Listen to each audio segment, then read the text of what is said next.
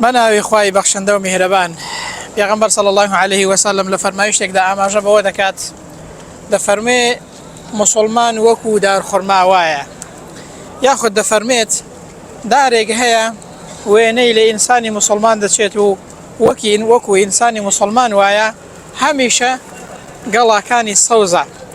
پێغەمبەر صلی الله عليه وسلم تەشبیهی مسلمان دەکات بە دارخورما کە هەمیشە گەڵاکانی سەوزە.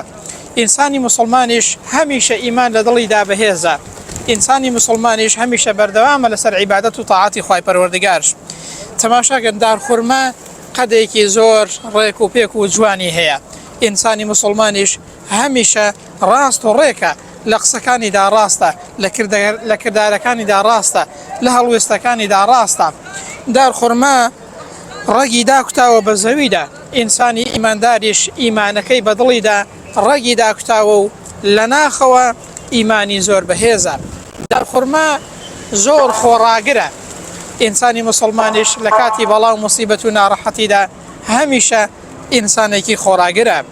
دارخورما گەڵاکەی هەمیشە سەوزە، ئینسانی مسلمانیش بە پشتیوانی خوای پەروەردگار لە ئیمان و ئیسلامەتی و تاعاتیەکەیدا هەمیشە بەردەوامە، نەک ئینسان دەمێک باش بێ و دەمێک خراپ بێ، بەڵکو مسلمان هەمیشە بەردەوامە لەسەر تاعات و عیبادەتی خوای پەروەردگارش.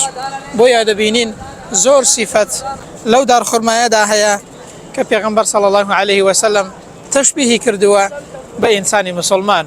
خوای پەروەردگار دامەزرامان کات لەسەر تاعات و عیبادەتی خۆی تاوەکو دەگەینەوە خزمەتی خوای پەروەردگار بە ئیمان و بە تەقواداریەوە.